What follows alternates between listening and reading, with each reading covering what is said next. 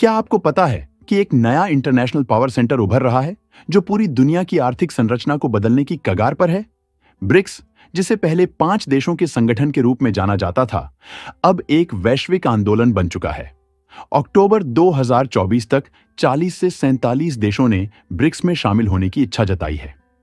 यह संगठन अब अमेरिकी डॉलर की प्रधानता को चुनौती देने के लिए तैयार है और अंतर्राष्ट्रीय वित्तीय प्रणाली को फिर से आकार दे रहा है। इस वीडियो में हम जानेंगे कि ब्रिक्स का यह विस्तार कैसे पूरे विश्व के आर्थिक और राजनीतिक परिदृश्य को बदल सकता है और क्या यह दुनिया के लिए एक नई शुरुआत है। तो अंत तक हमारे साथ बने रहें, क्योंकि हम आपको देंगे सबसे ताजा और गहन जानकारी। ब्रिक्स का मूल गठन ब्राजील, रूस, भारत, चीन और दक्षिण अफ्रीका के रूप में हुआ था, लेकिन आज यह केवल 5 देशों का संगठन नहीं रहा, बल्कि यह एक ऐसा मंच बन गया है जहां दुनिया के कई विकासशील और उभरते हुए देश अपने वित्तीय और राजनीतिक हितों को सुरक्षित करने के लिए शामिल हो रहे हैं। अक्टूबर 2024 तक करीब 40 से 47 देशों ने ब्रिक्स में शामिल होने की रुचि व्यक्त की है। यह संख्या इस बात का संकेत है कि ब्रिक्स अब सिर्फ एक संगठन नहीं, बल्कि एक वैश्विक आर्थिक गठबंधन बन चुका है जो वर्तमान वैश्विक शक्ति ढांचे को चुनौती दे रहा है। इसके पीछे प्रमुख कारण है इन देशों की अमेरिकी डॉलर पर निर्भरता से बचने की कोशिश। ब्रिक्स का प्रमुख उद्देश्य एक वैकल्पिक आर्थिक व्यवस्था बनाना है, जहां सदस्य देश स्वतंत्र रूप से अपने वित्तीय लेन देन कर सकें और पश्चिमी देशों के प्रभुत्व से मुक्त हों। इस संगठन का एक महत्वपूर्ण कदम है ब्रिक्स का न्यू डेवलपमेंट बैंक, जिसने अब तक 33 अरब डॉलर से अधिक के 99 इंफ्रास्ट्रक्चर प्रोजेक्ट्स को मंजूरी दी है। यह पश्चिमी वित्तीय संस्थानों जैसे कि IMF और वर्ल्ड बैंक के लिए एक मजबूत विकल्प बन रहा है। ब्रिक्स अब अपने सदस्य देशों को वित्तीय स्वतंत्रता देने के लिए तेजी से कदम उठा रहा है। सबसे महत्वपूर्ण घटनाओं में से एक है रूस और ईरान का अपने राष्ट्रीय भुगतान प्रणाली को जोड़ना, जिससे वे अब अमेरिकी डॉलर और स्विफ्ट सिस्टम से पूरी तरह मुक्त हो गए हैं। यह कदम पश्चिमी प्रतिबंधों से बचने के लिए उठाया गया है और इससे दोनों देशों के बीच रूबल और रियाल में व्यापार बढ़ा है। इस साझेदारी के चलते उनका आपसी व्यापार अब 60% तक स्थानीय मुद्राओं में संचालित होता है और पिछले वर्ष की तुलना में उनके व्यापार में 15% की वृद्धि देखी गई है, जो 4.6 अरब तक पहुंच गया है। इस प्रकार के समझौतों से ब्रिक्स न केवल आर्थिक रूप से मजबूत हो रहा है, बल्कि यह अमेरिकी डॉलर पर निर्भरता को कम करके एक वित्तीय क्रांति की ओर बढ़ रहा है। ब्रिक्स के विस्तार में सबसे बड़ी खबर यह है कि अजरबैजान ने अगस्त 2024 में आधिकारिक तौर पर ब्रिक्स में शामिल होने के लिए आवेदन किया है। इसके अलावा मलेशिया ने भी ब्रिक्स में शामिल होने की अपनी मंशा जाहिर की है और उन्होंने इस प्रक्रिया को आधिकारिक रूप से शुरू किया है। मलेशिया के प्रधानमंत्री ने हाल ही में पुष्टि की कि ब्रिक्स में शामिल होने से उनका देश वैश्विक स्तर पर एक महत्वपूर्ण आर्थिक शक्ति बन सकता है।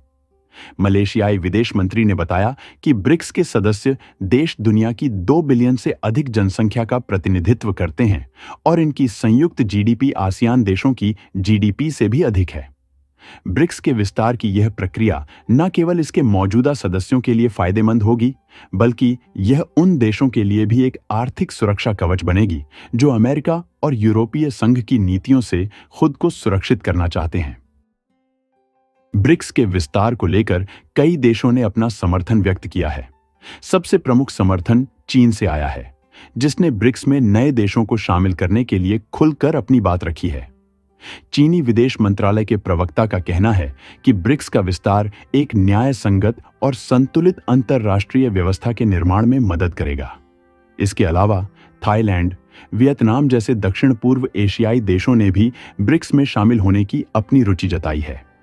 इन देशों का मानना है कि ब्रिक्स में शामिल होने से उन्हें अंतर्राष्ट्रीय बाजारों में अधिक प्रतिस्पर्धात्मकता मिलेगी और वे वैश्विक वित्तीय प्रणाली में एक महत्वपूर्ण भूमिका निभा सकेंगे।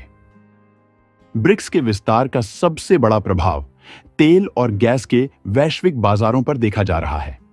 हाल ही में ब्रिक्स में सऊदी अरब, संयुक्त अरब अमीरात, मिस्र, ईरान और इथियोपिया जैसे देशों के जुड़ने से यह समूह दुनिया के 43.1% तेल उत्पादन को नियंत्रित करने लगा है। यह ब्रिक्स को न केवल आर्थिक बल्कि ऊर्जा बाजारों में भी एक प्रमुख खिलाड़ी बनाता है।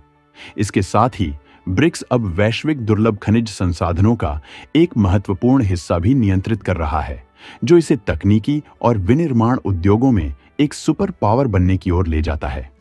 यह स्थिति ब्रिक्स को एक आर्थिक महाशक्ति के रूप में स्थापित कर रही है, जो पश्चिमी देशों के लिए एक बड़ी चुनौती है। ब्रिक्स के विस्तार के साथ ही वैश्विक आर्थिक शक्ति संतुलन में बड़े बदलाव देखने को मिल रहे हैं। आज ब्रिक्स के सदस्य देश वैश्विक जीडीपी का लगभग 31.5% योगदान करते हैं, जो G7 देशों से अधिक है। यह स्पष्ट संकेत है कि ब्रिक्स अब सिर्फ एक उभरता हुआ संगठन नहीं है, बल्कि यह एक सशक्त आर्थिक गठबंधन बन चुका है। अंतर्राष्ट्रीय व्यापार में ब्रिक्स का बढ़ता प्रभाव, विशेष रूप से स्थानीय मुद्राओं में व्यापार करने की प्रवृत्ति, इसे एक विकल्प वित्तीय व्यवस्था के रूप में स्थापित कर रही है।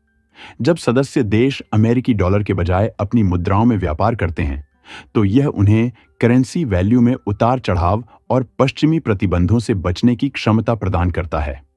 इसका सीधा असर वैश्विक आर्थिक संरचना पर होगा, जहां अमेरिकी डॉलर का प्रभुत्व धीरे धीरे कम हो सकता है।